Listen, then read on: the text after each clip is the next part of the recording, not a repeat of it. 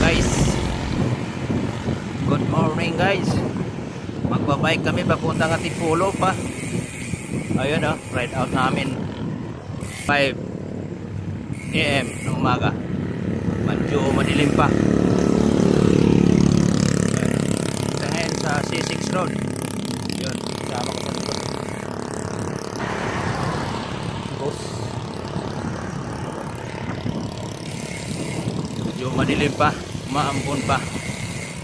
Sana hindi lumalakas ang ulan at tayo ay makapag-rides ng maayos. Punta tayo ng Grace Hills, Binangunan guys. Boss, manager dito sa grupo. Isa Vice. Okay.